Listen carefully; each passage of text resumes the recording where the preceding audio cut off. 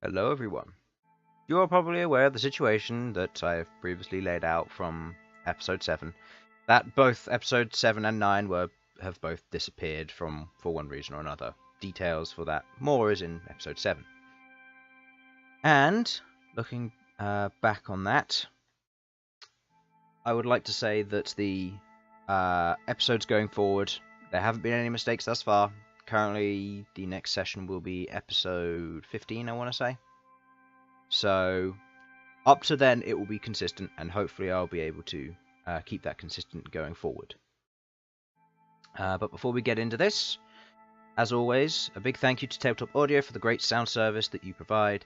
It is free. I recommend you check it out, and even throwing in a donation or two if you really enjoy the site and what it can do for you. It can be very useful if you're DMing, or even just suggesting it to your DM for them to use if they feel that sound might be a very useful thing to have in a session.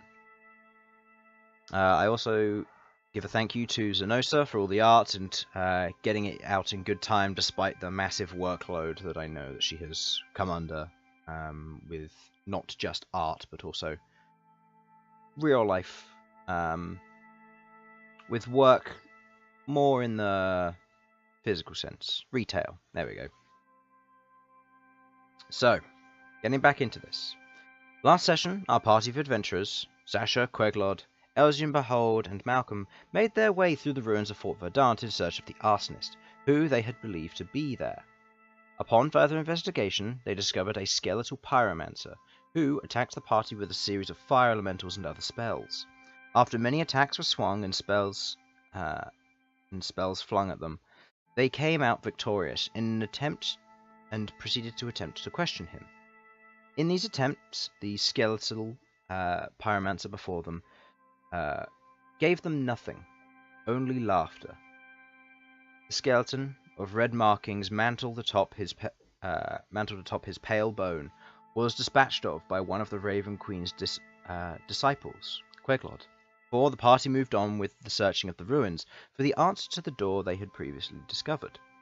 Upon opening the door, they found themselves speaking to a seraph of some kind, who called herself Guardian Miadal, who urged them to become the new Dawn Marshals, a group of chosen people who have in the past and will lead the frontal war against the last dreaded undead scion of Devad, Ringar. Upon agreeing to join,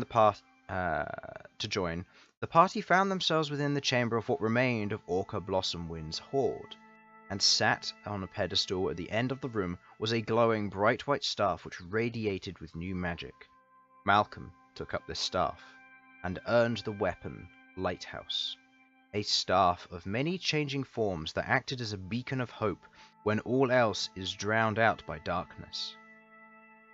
Lighthouse accepted its new owner, morphed into a more appropriate form to best suit Malcom, a large, dark oak staff, with twisting branches of many plants that vaguely obscure the druidic symbols and the carvings of draconic memory on the surface, with a single crystal, piercing white, that sits comfortably on the socket at the top of the staff. And so we begin with the party making their way out of the room, with the rewards that they had taken up as they leave. Miadal spoke to Malcom of how he must become the new leader, the one who will guide the forces of good to overcome the forces of evil, before handing him Orca's old bag, a satchel of warding, capable of hiding a few objects from prying eyes that might want a glimpse of wealth.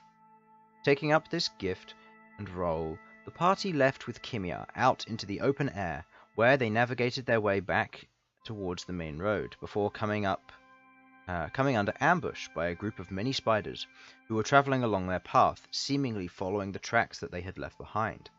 After an intense battle and the gulf swinging of a spiderling head, the party made their way all the way to the main road that travelled through the wandering forest, where each of the party members, with the exception of Malcom, experienced a flashback. Sasha, Elsyan, Queglod, and Bhold sat in the back of a cart, their driver taking point and bringing them and their cargo to the city of Adamanthia, along the green patchway leading from Kalinko City, where they had previously been staying with Governor Voltari, a plump human who gave them a series of enclosed documents to hand over to Rogan Blacktooth, the High Governor within the city of Adamanthia. On their journey, they sat there eating and drinking and mildly resting, as a large black spot remains within their vision. After a conversation is started, each of them looked around and the talks begin, and eventually their gaze falls upon this black spot, before they all roar into laughter. And this key feature brought the party to believe that this forgotten segment of their recent lives is, and maybe was caused by, a person of some kind.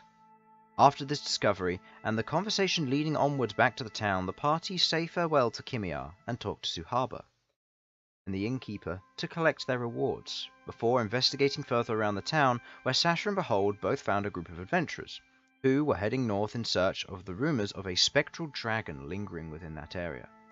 Upon this discovery, they headed back and met up with everybody else, talking to Suhaba about arranging a circle of teleportation to get back to the city of Adamanthia.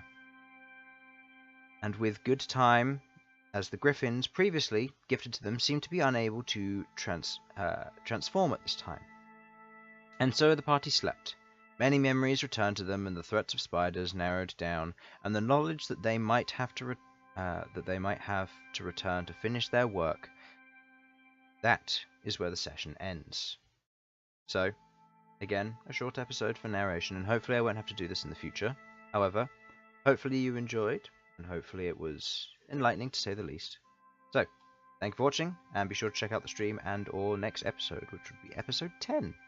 Thank you very much. Bye bye.